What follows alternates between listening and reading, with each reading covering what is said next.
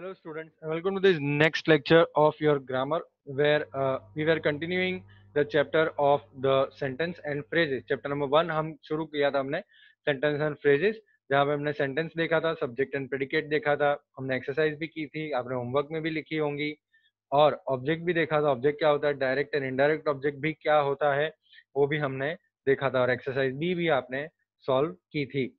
आपने घर पे solve करने के लिए मैंने homework के अंदर दी थी. ठीक है. अब हम देखेंगे बेटा ये कॉम्प्लीमेंट क्या होता है. तो सबसे पहले जब हम कॉम्प्लीमेंट पढ़ना चाहते हैं तो हमको ये जानना पड़ेगा कि ट्रांजिटिव और इंट्रांजिटिव वर्ब क्या होता है. देखो बेटा, ट्रांजिटिव और इंट्रांजिटिव वर्ब मैं आपके स्क्रीन के ऊपर एक चीज हम लिखूंगा, तो आपको ये एक बार पढ़ लेनी है. ठीक है. देखो बेटा, आपके स्क्रीन के ऊपर मैंने ट्रांजिटिव वर्ब का डेफिनेशन लिखा है. ट्रांजिटिव वर्ब क्या होता है बेटा, देखिए, a verb which requires an object. ठीक है. मतलब एक ट्रांजिटिव वर्ब जो होता है वो अपना मीनिंग, है ना, दूसरों पे डिपेंडेंट रहता है. अपना मीनिंग जो दूसरों पे डिपेंडेंट रहता है, तो ये हो जाता है ट्रांजिटिव वर्ब. अपना मीनिंग जनरेट करने के लिए उसको ऑब्जेक्ट की जरूरत पड़ती है, उसको पीछे कोई भी वर्ड्स की जरूरत पड़ती है. Verb which requires an object और ग्रुप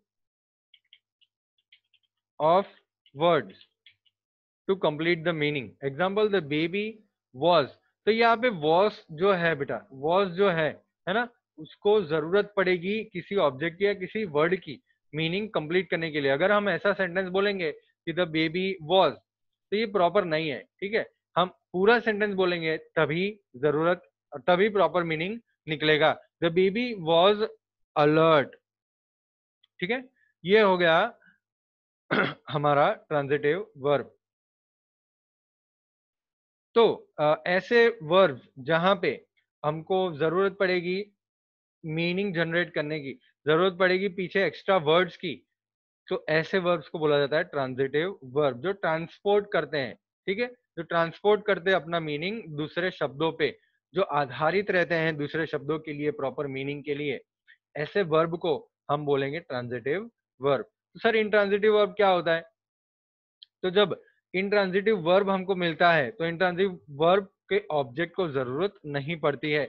इंट्रांजिटिव वर्ब, देखो यहाँ पे नीचे लिखा हुआ है, intransitive verb are those verbs, intransitive verbs are those which do not have an object. तो intransitive verbs को ऑब्जेक्ट की जरूरत नहीं पड़ती है. intransitive verbs ऐसे verbs होते हैं जिनके पीछे ऑब्जेक्ट ना हो तो भी एक प्रॉपर मीनिंग निकलता है. ठीक है.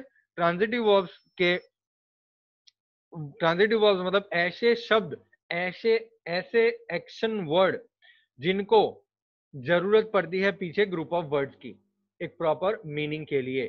ठीक है. और इंट्रांजिटिव वर्ब मतलब ऐसे शब्द, ऐसे वर्ब्स, ऐसे एक्शन वर्ड्स जिनको पीछे कोई जरूरत नहीं पड़ती है, अपने आप वो मीनिंग बना लेते हैं.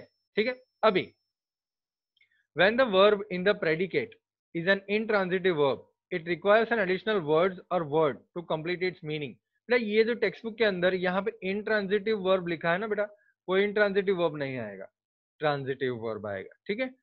क्योंकि ट्रांजिटिव वर्ब में एडिशनल वर्ड और वर्ड्स चाहिए मीनिंग कंप्लीट करने के लिए. तो यहाँ पे इंट्रांजिटिव को हम करेक्ट करेंगे, यहाँ पे इसको हम करेक्ट करके लिखेंगे ट्रांजिटिव वर्ब. इन नहीं आएगा. ठीक है. Transitive verb. when the verb in the predicate is a transitive verb, ओ आएगा ना, है ना. a transitive verb, it requires an additional word or words to complete its meaning. तो ऐसे वर्ड जो रिक्वायर होते हैं कंप्लीट करने के लिए प्रेडिकेट के अंदर, उसको हम बोलते हैं कॉम्प्लीमेंट. देखिए एग्जाम्पल भी है हमारे पास. The baby was alert. तो यहाँ पे हमने वही एग्जाम्पल लिया, द बेबी वॉज. अगर हम खाली द बेबी वॉज बोलेंगे तो मीनिंग खत्म हो जाएगा, है ना, मीनिंग बनेगा ही नहीं. द बेबी वॉज क्या, तो एक प्रॉपर मीनिंग नहीं बन रहा है सेंटेंस का. तो वर्ब को जब एक्स्ट्रा चीजों की जरूरत पड़े उसको हम बोलते हैं कॉम्प्लीमेंट. ठीक है. एक ग्रुप ऑफ वर्ड्स जिनको जरूरत, जिसकी जरूरत पड़ेगी मीनिंग कंप्लीट करने के लिए. जैसे कि यहाँ पे हमने यूज किया अलर्ट, जैसे कि यहाँ हमने यूज किया अलर्ट, तो बेबी वॉज खाली हम नहीं बोल सकते, बेबी वॉज अलर्ट. ये हो गया पूरा सेंटेंस. नेक्स्ट सेंटेंस देखिए, people are in the hall. अगर हम ऐसा बोलेंगे पीपल आर, पीपल तो हमारे लिए सब्जेक्ट है, वो तो हमको आता ही है, आर वर्ब है ये भी हमको पता है, लेकिन पीपल आर बस इतना लिख सकते हैं क्या? नहीं, इसका कोई मीनिंग बन ही नहीं रहा है, पीछे हमको ऐड करने की जरूरत है इन द हॉल, तो ये बन जाता है हमारा कॉम्प्लीमेंट। ठीक है, चलिए एक्सरसाइज भी देख लेते हैं इसलिए आपको क्लियर हो जाए जो भी है। Circle the complements if any in the following sentences. चलिए चलिए हम क्या करेंगे बेटा, हम सब्जेक्ट और वर्ब को रखेंगे और ट्राई करेंगे कि क्या पूरा मीनिंग निकल रहा है। अगर नहीं निकल रहा है तो उसके पीछे जो वर्ड्स यूज किए गए हैं उनको कॉम्प्लीमेंट्स गिनेंगे हम। ठीक है, चलिए ट्राई करते हैं। नंबर 1, जूही एक्टेड वेल, जूही एक्टेड वेल। यहाँ पे अगर हम जूही एक्टेड इतना ही लिखते हैं, अच्छा लाइन लाइन लाइन, अच्छा ओके, जूही एक्टेड इतना ही लिखते हैं तो क्या प्रॉपर मीनिंग निकल रहा है? जूही एक्टेड, जूही एक्टिंग, नहीं, कोई प्रॉपर मीनिंग नहीं निकल रहा है जूही एक्टेड का। हम पीछे वेल ऐड करेंगे तभी होगा हमारा प्रॉपर मीनिंग, तो इसको हम सर्कल करेंगे यहाँ पे, जूही एक्टेड वेल। ठीक है, जूही एक्टेड वेल, थोड़ा और क्लियर करते हैं। यस, जूही एक्टेड वेल, तो हमने कॉम्प्लीमेंट को सर्कल कर दिया यहाँ पे। The man seems tired, the man, कहा ये सेंटेंस में किसकी बात की गई है? द मैन, तो मैन तो सब्जेक्ट हो गया। सीम्स टायर्ड, सीम्स मतलब दिखाई दे रहा है, दिखाई देना मतलब एक्शन वर्ड, सीम्स होता है verb. Okay, the man seems, क्या हम इतना लिख सकते हैं? द मैन, वो आदमी दिखाई दे रहा है, वो आदमी दिखाई दे रहा है कैसा? टायर्ड, तो हमको आंसर मिल रहा है टायर्ड यहाँ पे, तो हम टायर्ड को सर्कल करेंगे। द मैन सीम्स टायर्ड, तो टायर्ड जो है वो सीम्स जो वर्ब है उसको पूरा कर रहा है। नेक्स्ट, मिसिस शर्मा इज, क्या हम इतना ही लिख सकते हैं? Mrs Sharma is, Mrs Sharma is तो वर्ब है, तो वर्ब के पीछे कुछ ना कुछ जरूरत पड़ेगी या नहीं पड़ेगी? Mrs Sharma is, Mrs Sharma है, ये क्या हो गया? ये तो प्रॉपर मीनिंग नहीं निकल रहा है, तो भाई क्या करेंगे हम? Very ill, Mrs Sharma is very ill, उसको हम सर्कल करेंगे। चलिए नंबर 4 देखेंगे। शी लुक्स, शी सब्जेक्ट है, लुक्स वर्ब है, ये दोनों यूज करके क्या पीछे किसी चीज की जरूरत है? शी लुक्स, जरूरत तो है ही ना, ये she looks beautiful, she looks beautiful, क्योंकि अगर खाली लुक्स लिखेंगे तो प्रॉपर मीनिंग नहीं निकल रहा है शी लुक्स, लेकिन क्या? Beautiful, she looks beautiful. ठीक है, तो ब्यूटीफुल को हम सर्कल कर देंगे। We will sing a song, तो we will sing, we will sing, हाँ we will sing, we will sing, हम गाएंगे, तो ऐसा लिख सकते हैं ना हम गाएंगे, हाँ लिख सकते हैं सर, प्रॉपर मीनिंग निकल रहा है वी विल सिंग, तो यहाँ पे कोई कॉम्प्लीमेंट नहीं है। अगर अ सॉन्ग भी हम नहीं लगाते हैं फिर भी वी विल सिंग हम लिख सकते हैं, तो यहाँ पे कोई भी कॉम्प्लीमेंट नहीं है क्योंकि सिंग को अ सॉन्ग की जरूरत नहीं है। ठीक है, चलिए राम इज, हाँ तो उसको तो जरूरत है ही ना, अ पोलाइट चाइल्ड, तो पोलाइट चाइल्ड को हम सर्कल करेंगे। राम इज, खाली राम इज लिख सकते हैं क्या? नहीं लिख सकते हैं, Ram is a polite child, तो अ पोलाइट चाइल्ड भी हम सर्कल करेंगे। The police caught the thief, the police caught, the police caught, तो यहाँ पे तो कोई ग्रुप ऑफ वर्ड्स की जरूरत नहीं है, पुलिस ने पकड़ लिया, हाँ बस ठीक है, द पुलिस कॉट भी हम लिख सकते हैं, जरूरत नहीं है। ठीक है, यहाँ पे कोई भी एक्स्ट्रा वर्ड्स की कॉम्प्लीमेंट्स की जरूरत नहीं है। 7 नंबर में, John bought a wrist watch for himself, तो जॉन बॉट, जॉन ने खरीदा, यहाँ पे भी मेरे को नहीं लगता कि जरूरत है, लेकिन हम मान सकते हैं कि अ रिस्ट वॉच कॉम्प्लीमेंट है, तो आप रिस्ट वॉच को सर्कल कर दीजिए क्योंकि यहाँ पे अ रिस्ट वॉच ऑब्जेक्ट है, फॉर होम फॉर हिमसेल्फ, तो ऑब्जेक्ट क्लियर हो रहा है। ठीक है, ग्रुप ऑफ वर्ड्स हमको नहीं जरूरत पड़ी है, अ रिस्ट वॉच जो है वो ऑब्जेक्ट बन जाता है, तो हमको टिक नहीं करना ही अच्छा है भाई। ऑब्जेक्ट को हम टिक नहीं करेंगे, हम ऐसे टिक करेंगे जहां पे ऑब्जेक्ट ना हो वो चीज और वो चीज जरूरत हो सेंटेंस के अंदर, तो उसको हम बोलते हैं कॉम्प्लीमेंट। ठीक है बेटा। John bought a wrist watch, a wrist watch तो ऑब्जेक्ट हो गया, हमने ऑब्जेक्ट पढ़ा था, object, direct object, indirect object, तो ये कौन सा हो गया, ये हो गया direct object. John bought what, a wrist watch, John bought what, a wrist watch, तो ये हो गया direct object. John bought for home, तो फॉर हिमसेल्फ, तो ये हो गया इनडायरेक्ट ऑब्जेक्ट। तो यहाँ पे कॉम्प्लीमेंट की जरूरत नहीं है, ठीक है, कॉम्प्लीमेंट है ही नहीं। चलिए ये एक्सरसाइज हमने सॉल्व कर दी। मैं 5 सेकंड वेट करता हूँ, स्क्रीनशॉट खींच लीजिए। 5 4 3 2 1 क्लियर करता हूं मैं। चलिए आगे बढ़ते हैं। टाइप्स ऑफ सेंटेंसेस, देखिए कितने टाइप के सेंटेंसेस होते हैं, चलिए देखते हैं। First, declarative. डिक्लेरेटिव मतलब हमको कोई स्टेटमेंट देते हैं या तो कुछ चीज हमको खाली बताते हैं, बस हमको खाली बता रहे हैं, हमको कुछ करना नहीं है उसके अंदर, हमको खाली जानकारी दे रहे हैं। ठीक है, उसके अंदर दो टाइप के होते हैं भाई, जानकारी पॉजिटिव भी हो सकती है, जानकारी नेगेटिव भी हो सकती है ना। कोई भी खबर हो, कोई भी जानकारी हो, तो वो या तो पॉजिटिव हो सकती है या तो नेगेटिव हो सकती है। तो पॉजिटिव को हम बोलेंगे अफर्मेटिव। ठीक है, this sentence is simply state और से समथिंग। हमको ये सेंटेंसेस जो है वो खाली कुछ ना कुछ बताते हैं।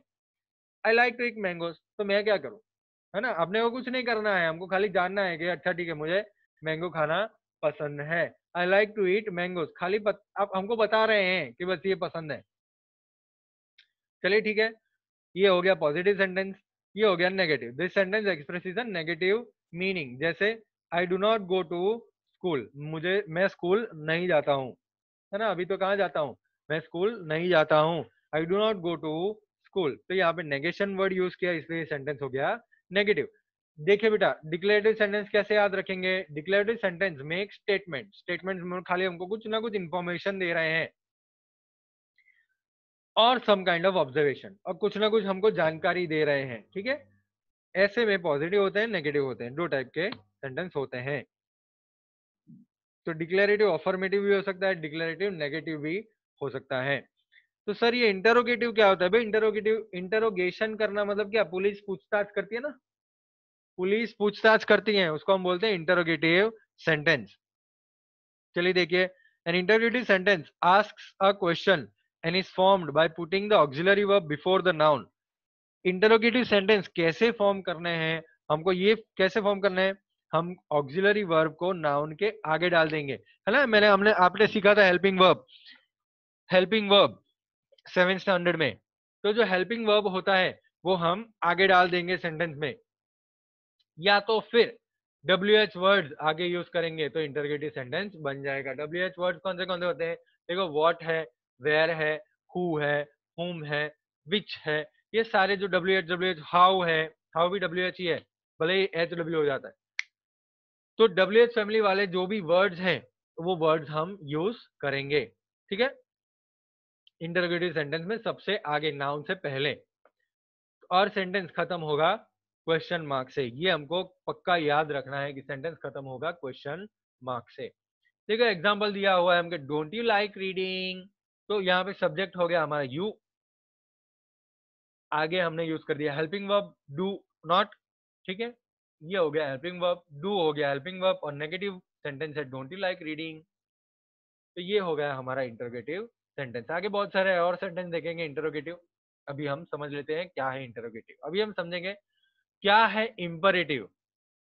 भाई इंपरेटिव सेंटेंस मतलब या तो कोई रिक्वेस्ट हो, या तो कोई कमांड हो, ऑर्डर हो, या तो कोई एडवाइस, सलाह सूचन देते हैं ना, एडवाइस और सजेशन, तो ये शायद हमको सेंटेंस के अंदर देखने को मिले। एग्जांपल देखिए, गो टू योर रूम, जो मैंने कमांड किया आपको कि भाई आप अपने रूम में जाइए, go to your room. In such sentences the subject is invariably the second person pronoun you which is generally implied. तो भाई इसके अंदर हमको सब्जेक्ट नहीं देखने को मिलता है। कहाँ है subject, go to your room, तो यहाँ पे सब्जेक्ट कहाँ है, सब्जेक्ट तो पता ही नहीं है, तो सब्जेक्ट यहाँ पे इंप्लाई हो जाता है यू। ठीक है, यहाँ पे सेकंड पर्सन प्रोनाउन यूज हो जाता है you, you go to your room, बस यहाँ पे सब सब्जेक्ट में यू ही लगता है। ठीक है, फर्स्ट एग्जांपल देखा हमने गो टू योर रूम, तो यहाँ पे हमने ऑर्डर किया है गो टू योर रूम, अपने रूम में जाओ, और एक रिक्वेस्ट करते हैं प्लीज डोंट कॉल मी, मुझे मत बुलाओ, या मुझे कॉल मत करो, ठीक है, प्लीज, रिक्वेस्ट की है, रिक्वेस्ट में हमको प्लीज देखने को मिलता है, कमांड में ऑर्डर होता है, ठीक है। इंपरेटिव सेंटेंस उनको हम बोलते हैं। Imperative sentence expresses request, commands, advice और सजेशन। चलिए एक्सक्लेमेटरी देख लेते हैं। Such sentences express sudden strong feeling like surprise, delight, disgust and grief. Surprise मतलब आहा चौंक जाना, डिलाइट मतलब खुशी, डिस्गस्ट मतलब गंदगी, आहा कितना गंदा है ये, एंड ग्रीफ कितना सैड लग रहा है, कितना हमको बुरा महसूस हो रहा है। तो जो भी महसूस हो रहा है वो हम एक्सक्लेमेटरी सेंटेंस में लिख रहे हैं। जैसे एग्जांपल देखिए, what a beautiful sight, site मतलब नजारा, तो क्या ब्यूटीफुल नजारा है, एकदम बढ़िया, ठीक है, ऐसा हम बोलते हैं ना, क्या ब्यूटीफुल नजारा है, तो ये हो जाता है एक्सक्लेमेटरी सेंटेंस। चलिए भाई हमारे पास ये एक्सरसाइज आ गई। Tick the correct option to identify the given sentences, then add punctuation marks accordingly at the end। तो आपको क्या करना है, पीछे पंक्चुएशन मार्क रखना है, ठीक है। फर्स्ट सेंटेंस देखिए, how beautiful is the day, how beautiful is the day, तो क्या लगेगा भाई, ये क्या लगता है आपको, है ना, आपको तुरंत ही पता चल जाएगा how beautiful is the day कौन सा सेंटेंस है। क्या ये इंपरेटिव है, क्या ये इंपरेटिव में हमको कुछ रिक्वेस्ट कर रहा है, क्या ये ऑर्डर कर रहा है, नहीं नहीं सर कहाँ कर रहा है। डिक्लेरेटिव है, डिक्लेरेटिव में क्या ये स्टेटमेंट है, सब्जेक्ट वर्ब ऑब्जेक्ट के फॉर्मेशन में है, नहीं सर यहाँ पे सब्जेक्ट तो पीछे है। द डे, डे के बारे में बात करें तो सब्जेक्ट तो सर पीछे है, यहाँ पे आगे नहीं है। तो क्या ये इंटरोगेटिव है, क्या ये हमको कुछ पूछ रहा है, नहीं सर इसमें कहाँ कुछ पूछ रहे हैं। सब्जेक्ट जो सब्जेक्ट होता है उसमें वो तो आगे आना चाहिए, तो इसमें इंटरोगेटिव सेंटेंस भी नहीं है, तो ये एक्सक्लेमेटरी सेंटेंस है।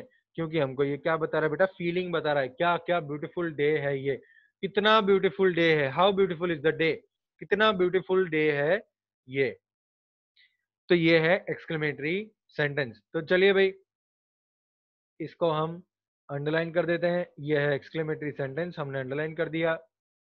और इसके पीछे हम क्या लगाएंगे, इसके पीछे लगाएंगे हम एक्सक्लेमेशन मार्क। तो आप लगा दीजिएगा exclamation mark, how beautiful is the day, तो उसके पीछे हमको लगाना है एक्सक्लेमेशन मार्क। तो चलिए मैं ट्राई करता हूँ लगाने का। हाँ हाँ, yes, how beautiful is the day exclamation mark, ठीक है। नंबर 2 देखिए, Sachin is a great cricketer, क्या ये इंपरेटिव सेंटेंस है, क्या ये कुछ रिक्वेस्ट कर रहा है बेटा, क्या ये कोई ऑर्डर कर रहा है, नहीं नहीं सर कहाँ कुछ ऑर्डर है, कोई रिक्वेस्ट नहीं है यहाँ पे। तो क्या ये एक्सक्लेमेटरी सेंटेंस है, क्या ये किसी की खूबी के बारे में बात कर रहे हैं, क्या कितना बढ़िया है, क्या है ये, कितना जोरदार है, ऐसा कुछ लिखा है, नहीं नहीं सर इसमें हाउ व्हाट आगे नहीं है, तो ये एक्सक्लेमेटरी सेंटेंस नहीं है। तो क्या ये इंटरोगेटिव है, सर इंटरोगेटिव सेंटेंस की क्या बात कर रहे हैं हम, इंटरोगेटिव सेंटेंस में तो WH वर्ड होता है या कोई ऑक्सिलरी वर्ब हेल्पिंग वर्ब आगे होता है, इसमें तो ऐसा कुछ नहीं है। तो ये कौन सा सेंटेंस है बेटा, डिक्लेरेटिव सेंटेंस है। तो डिक्लेरेटिव सेंटेंस को हम अंडरलाइन करेंगे और यहाँ पे लगाएंगे full stop. Sachin is a great cricketer और लगा दिया हमने फुल स्टॉप। नंबर 3 देखिए, what on earth are you doing, what on earth are you doing, तो ये आइडेंटिफाई किया हमने कि आगे आ गया WH वाला वर्ड, WH वाला वर्ड आगे कहाँ पे आता है, इंटरोगेटिव सेंटेंस में। सर व्हाट तो एक्सक्लेमेटरी सेंटेंस में भी आता है, सही बात है आपकी, क्या इसमें कोई खूबी की बात की गई है, कितना बढ़िया है ऐसा कुछ बताया गया है, नहीं नहीं, यहाँ पे सर मुझे पूछा गया है कि आप धरती पे क्या कर रहे हो, तो ये पूछना उसको हम बोलते हैं पुलिस पूछताछ, इसको हम इंग्लिश में बोलते हैं इंटरोगेशन, तो इंटरोगेटिव सेंटेंस। तो अंडरलाइन करेंगे हम इंटरोगेटिव सेंटेंस को और यहाँ पे पीछे रखेंगे हम question mark, what on earth are you doing, question mark रख दिया हमने, ठीक है। I can not believe him to be the murderer, चलो I can not believe him to be the murderer, क्या ये इंपरेटिव सेंटेंस है, क्या हमको कुछ रिक्वेस्ट कर रहा है, क्या ऑर्डर कर रहा है कुछ, नहीं सर कहाँ कुछ ऑर्डर कर रहा है। क्या ये एक्सक्लेमेटरी है, क्या उसके आगे हाउ और व्हाट है, दोनों के दोनों में से कोई एक है आगे, सर एक्सक्लेमेटरी तो नहीं हो सकता। क्या ये इंटरोगेटिव है, इंटरोगेटिव में भी WH वर्ड्स वाले आगे आते हैं, तो WH वर्ड्स भी नहीं है। और इंटरोगेटिव में ऑक्सिलरी वर्ब भी आगे आते हैं, तो ऑक्सिलरी वर्ब भी आगे नहीं है सर। तो ये हो गया हमारा डिक्लेरेटिव सेंटेंस। ठीक है, हमको खाली जानकारी के लिए जानकारी दिया गया है कि मैं बिलीव नहीं कर सकता कि वो वर्डरर है, तो यहाँ पे हम रखेंगे full stop. I can not believe him to be the murderer, full stop. Number 5 देखिए, डू यू वांट कॉफी। भाई ये तो हमको पता चल गया, ये तो क्वेश्चन है, ये तो क्वेश्चन है सर, पूछा गया है, तो ये हो गया इंटरोगेटिव सेंटेंस। स्टैंप लगा देते हैं हम पीछे, सॉरी पंक्चुएशन मार्क लगा देते हैं हम। Do you want coffee, question mark लगा दिया सर। कैट्स कैच माइस, अच्छा बिल्ली चूहों को पकड़ती है, तो हम क्या करें, हमको तो खाली जानना ही है ना, जानने का डिक्लेरेटिव सेंटेंस, यहाँ पे लगाएंगे हम full stop. Elephants have a good memory, तो हम क्या करें, हमको खाली जानना है डिक्लेरेटिव सेंटेंस, पीछे लगाएंगे फुल स्टॉप। चलिए बेटा, इसका या तो आप पॉज करके लिख दीजिए, या तो स्क्रीनशॉट खींच लीजिए, या तो आपके पास टेक्स्ट बुक आ गई है तो टेक्स्ट बुक में टिक कर लीजिए जल्दी जल्दी। 5 सेकंड के लिए मैं राह देख रहा हूँ, आप पॉज कर दीजिए। 5, 4, 3, 2, 1। एक और सेंटेंस बाकी है नंबर 8, वो भी देख लेते हैं। चलिए आगे बढ़ते हैं। What a beautiful view of the mountains, क्या ब्यूटीफुल व्यू है माउंटेन्स का, बढ़िया बढ़िया व्यू है, अच्छा बढ़िया बढ़िया व्यू है माउंटेन्स का। अच्छा सर व्हाट आ गया बढ़िया बढ़िया व्यू की बात कर दी, तो ये हो गया हमारा एक्सक्लेमेटरी सेंटेंस। चलिए तो पीछे क्या लगाएंगे हम, एक्सक्लेमेशन मार्क, तो लगा दिया सर एक्सक्लेमेशन मार्क। अच्छा सर नहीं लगा पा रहे, आप प्रॉपर लगा देना, ठीक है। What a beautiful view of the mountains, exclamation mark, तो एक्सक्लेमेटरी सेंटेंस हो गया हमारा। चलिए आगे बढ़ते हैं। अब आपको आ गया होगा इंपरेटिव, डिक्लेरेटिव, एक्सक्लेमेटरी और इंटरोगेटिव सेंटेंस को बाइफरकेट करना, कैसे कैसे सेंटेंस हमको देखने को मिलते हैं वो अब आपको पता चल गया होगा। ओके चलिए बढ़ते हैं आगे फ्रेज पे। A phrase is made up of a group of word that make sense but not complete sense. It does not have a subject and a predicate. तो फ्रेज के अंदर ना ही सब्जेक्ट होता है ना ही प्रेडिकेट होता है, इट इज खाली अ ग्रुप ऑफ वर्ड जो कुछ ना कुछ सेंस बनाते हैं, कुछ ना कुछ थोड़ा कुछ मीनिंग बताते हैं, लेकिन पूरा मीनिंग नहीं पता चलता है। इसको हम बोलते हैं फ्रेज। ये याद रखिएगा भाई, फ्रेज मतलब ऐसे वर्ड जो एक set of group of words हो और वो ग्रुप ऑफ वर्ड्स में प्रॉपर मीनिंग नहीं निकल, मीनिंग निकल रहा है लेकिन प्रॉपर मीनिंग नहीं निकल रहा है, ठीक है। उसके अंदर ना ही सब्जेक्ट होता है ना ही प्रेडिकेट होता है, ठीक है। एग्जाम्पल देखिए, my friend is a good football player, my friend is a good football player. चलिए ठीक है, मैं क्या करूं, मेरा फ्रेंड गुड फुटबॉल प्लेयर है तो मैं क्या करूं, लेकिन हमको क्या करना है, फ्रेज फाइंड करना है। In the given example my friend a good football player are phrases. तो यहाँ पे माई फ्रेंड जो है वो एक फ्रेज है, माई फ्रेंड। अच्छा हमको समझ में आया, माई फ्रेंड में मेरा दोस्त, ये समझ में आया, लेकिन क्या समझ में नहीं आया, तो माई फ्रेंड हो गया हमारा फ्रेज। अ गुड फुटबॉल प्लेयर, अ गुड फुटबॉल प्लेयर, एक अच्छा फुटबॉल प्लेयर, बढ़िया, कौन, तो ये हो गया हमारा फ्रेज। ना ही उसके अंदर सब्जेक्ट होता है ना ही प्रेडिकेट होता है, वो कुछ ना कुछ मीनिंग तो हमको बता रहे हैं। जैसे हम बोल रहे हैं माई फ्रेंड, तो माई फ्रेंड हमको पता चल रहा है कि भाई मेरा दोस्त, ठीक है, हमको पता चल गया मेरा दोस्त, ओके। तो ये कुछ मीनिंग बता रहे हैं, लेकिन पूरा मीनिंग अपने आप नहीं बता पाते हैं, उसके पीछे कुछ ना कुछ हमको चाहिए, उसके आगे कुछ ना कुछ होना चाहिए, तो ही पूरा मीनिंग हमसे बन पाएगा। अगर पूरा मीनिंग नहीं बना पा रहे हैं तो वो हो जाते हैं फ्रेज। माई फ्रेंड, तो चलो मीनिंग पता चल गया, मेरा दोस्त, तो वो हो गया फ्रेज। अ गुड फुटबॉल प्लेयर, एक अच्छा फुटबॉल प्लेयर, एक अच्छा फुटबॉल प्लेयर, लेकिन क्या अच्छा फुटबॉल प्लेयर कुछ कर रहा है, कौन है अच्छा फुटबॉल प्लेयर, क्या करता है अच्छा फुटबॉल प्लेयर, तो ये हमको पता नहीं चल रहा है, लेकिन अ गुड फुटबॉल प्लेयर हमको पता चल गया, अच्छा ठीक है, एक अच्छा फुटबॉल प्लेयर, ओके। ये हो गया हमारा फ्रेज, ठीक है। Here are some more examples of phrases. In spite of, उसके अलावा, ठीक है, उसके अलावा, उसके होने के बावजूद, उसको हम बोलते हैं इन स्पाइट ऑफ। उसके होने के बावजूद उसको हम बोलते हैं इन spite of. In a corner, एक कॉर्नर में, चलिए ये तो हमको पता चल गया एक कॉर्नर में, लेकिन क्या है एक कॉर्नर में, कौन है एक कॉर्नर में, ये हमको पता नहीं है। एक कॉर्नर में हमको पता चल गया, तो ये हो गया हमारे लिए फ्रेज। पिंक इन कलर, उसका कलर पिंक है, किसका कलर पिंक है, क्या पिंक है, कौन सी चीज पिंक है, ये हमको पता नहीं है। तो पिंक इन कलर पता चल गया, लेकिन क्या कौन पता नहीं है। तो ये हो गया हमारा phrase at the shop. Shop पे, शॉप पे, अच्छा शॉप पे ये तो पता चल गया, चलो शॉप पे, लेकिन क्या है, कुछ ना कुछ होगा। क्या है शॉप पे, कौन है शॉप पे, ये हमको पता नहीं है। तो एट द शॉप हम लिखेंगे फ्रेज। देखो भाई, फ्रेज के ना ही सब्जेक्ट होते हैं ना ही प्रेडिकेट होते हैं, वो अपने आप एक सेंटेंस नहीं बना पाते हैं, ठीक है। Phrase do not make complete sentence, एक प्रॉपर मीनिंग फ्रेज नहीं बना पाते हैं। फ्रेज के तीन टाइप होते हैं बेटा, तीन टाइप। सबसे पहले है नाउन फ्रेज, एडजेक्टिव फ्रेज और एडवर्ब फ्रेज। तो हम देखते हैं one by one. Noun phrase सबसे पहले देखते हैं। नाउन तो आपको पता ही है ना। Noun phrase is one that acts as a noun in a sentence. तो मतलब ऐसे ग्रुप ऑफ वर्ड्स जो नाउन की तरीके से एक्ट करते हैं। नाउन मतलब नाम, एक नाम की तरीके से एक्ट करते हैं। तो देखते हैं example, he expected to reach home early. वो एक्सपेक्ट कर रहा था, वो अनुमान लगा रहा था कि वो घर पहुंच जाएगा जल्दी। If we ask what did he expect, the answer we get is to reach home early. अगर हम पूछेंगे कि वो क्या एक्सपेक्ट कर रहा है, तो हमको आंसर मिलेगा टू रीच होम अर्ली। ये ग्रुप जो होते हैं वो एक नाउन की तरह यूज हो रहे हैं ना। It does not have a finite verb, एक प्रॉपर वर्ब नहीं है यहाँ पे। So it is a noun phrase. Example देखिए, he wanted to learn Sanskrit. तो संस्कृत हो गया यहाँ पे, टू लर्न संस्कृत ये हो गया नाउन फ्रेज।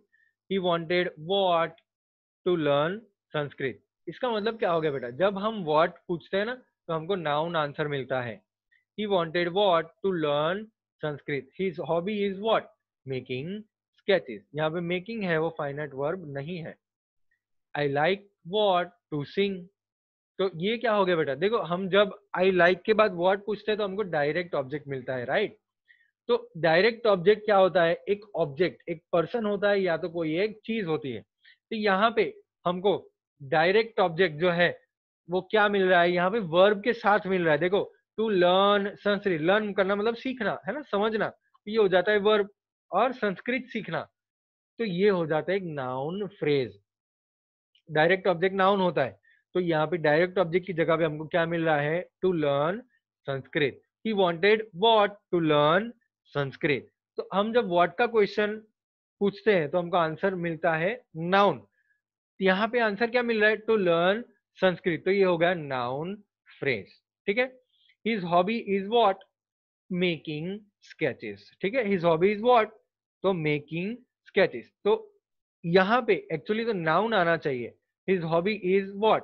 तो हिज हॉबी इज क्रिकेट, ठीक है। तो वो क्रिकेट नाउन हो गया, ठीक है, समझ में आया बेटा। हिज हॉबी इज क्रिकेट, तो ये क्रिकेट नाउन हो गया, लेकिन यहाँ पे क्रिकेट की जगह पे हमारे पास क्या है, मेकिंग स्केचेस। तो ये हो गया नाउन फ्रेज, ठीक है। I like what? हम जब व्हाट क्वेश्चन पूछते तो अगर मुझे ऐसा बोलना है कि भाई आई लाइक एप्पल्स, मुझे एप्पल्स पसंद है, तो मैं ऐसा ही बोलूंगा आई लाइक एप्पल्स, ठीक है। तो यहाँ पे आई लाइक व्हाट, तो मुझे आंसर मिलता है एन, मुझे आंसर मिलता है एप्पल्स। एप्पल्स क्या है बेटा, नाउन है ना, नाम है। एप्पल्स कॉमन नाउन है। तो आई लाइक एप्पल्स, तो हमको नाउन की जगह पे, एप्पल्स की जगह पे यहाँ पे क्या दिख रहा है, टू सिंग। तो यहाँ पे टू सिंग लिखा हुआ है, देखो। तो ये हो गया नाउन फ्रेज, ठीक है। अच्छा, आप कैसे आइडेंटिफाई करेंगे नाउन फ्रेज को, बहुत ही सिंपल टेक्निक बताता हूं। आपको क्या करना है बेटा, आपको सब्जेक्ट और वर्ब लेना है, जैसे ही वांटेड, ठीक है। उसके पीछे आपको क्वेश्चन पूछना है व्हाट। अगर व्हाट का आंसर आपको मिल जाता है, जो भी आंसर मिलता है यहाँ पे, वो हो जाता है नाउन फ्रेज। एक्चुअल नाउन मिलता है तो वो तो नाउन ही है ना। जैसे he wanted, he wanted the toy, है ना, छोटा सा बच्चा है, उसको वो टॉय चाहिए था, छोटा सा खिलौना चाहिए था। तो ही वांटेड द टॉय। तो यहाँ पे ही वांटेड व्हाट, तो हमको आंसर मिलेगा noun, the toy. The toy तो नाउन है ना, कॉमन नाउन, टॉय को कॉमन नाउन। तो ही वांटेड द टॉय, लेकिन द टॉय की जगह पे यहाँ पे हमारे पास क्या है, to learn Sanskrit. To learn Sanskrit. तो ये हो गया हमारा नाउन फ्रेज। समझ में आ गया बेटा? डायरेक्ट ऑब्जेक्ट में अगर आपको नाउन ना मिले तो जो मिल रहा है डायरेक्ट ऑब्जेक्ट में व्हाट के क्वेश्चन के आंसर के रूप में, वो हो जाता है नाउन फ्रेज। ट्राई करो एक बार। Underline the noun phrase. She hopes to win the first prize. She hopes, क्या, वो क्या आशा कर रही है, वो किसकी आशा रख रही है? She hopes what? She hopes to win the first prize. तो अभी क्या करेंगे हम? To win the first prize को अंडरलाइन करेंगे क्योंकि वो है noun phrase. Number 2, to confess one's guilt is difficult. Sir यहाँ पे उल्टा पुल्टा दिया गया है, तो पहले क्वेश्चन पूछते हैं, what is difficult? What is difficult? To confess one's guilt, किसी की गलती का पश्चाताप करना, वो डिफिकल्ट है। ठीक है, व्हाट इज डिफिकल्ट? तो टू कन्फेस वंस गिल्ट, ये हो गया हमारा नाउन फ्रेज, क्योंकि हमने व्हाट पूछा और व्हाट में किसी नाउन को नहीं दिखा। हम जब व्हाट क्वेश्चन पूछते हैं तो नाउन नहीं दिखा sir, to confess one's guilt दिखा, तो ये हो गया हमारा noun phrase. I saw, I saw what? I saw what? मैंने देखा क्या? मैंने देखा क्या? आई सॉ द टाइगर, है ना? आई सॉ द टाइगर, मैंने टाइगर को देखा था। आई saw the tiger, the tiger is noun. लेकिन सर यहाँ पे टाइगर नहीं है, नाउन की जगह पे यहाँ पे क्या दिया हुआ है? The big crowd. तो ये हो गया noun phrase. I saw the big crowd, underline करेंगे हम, नाउन फ्रेज लिखेंगे। Number 4, can you read the printed matter? तो can you read what? Can you read the book? The book हो गया हमारा common noun. Can you read the book? तो the book की जगह पे हमको क्या दिया है यहाँ पे? The printed matter. तो द प्रिंटेड मैटर हो गया हमारा नाउन फ्रेज। ये समझ में आया बेटा? एक बार आपको एक्सरसाइज ए से लेके एक्सरसाइज ई पूरी बुक के अंदर लिखी हुई होनी चाहिए, फेयर बुक में। जो भी एक्सरसाइज हमने आज की है वो हम होमवर्क में लिखेंगे। चलिए ये लेक्चर हम यहाँ पे खत्म करते हैं। नाउन फ्रेज हमने आज सीखा, कॉम्प्लीमेंट सीखा, और ये सब चीजें हमने जो आज सीखी वो एक बार आपको रिवाइज कर लेनी है वीडियो वापिस से देख के। ठीक है, फ्रेजेस हमने सीखे और सेंटेंसेस की टाइप सीखे, तो ये सारी चीजें आपको रिपीट कर लेनी है एक बार। चलिए मिलते हैं हम नेक्स्ट लेक्चर में, और मिलेंगे बाद में। Bye bye.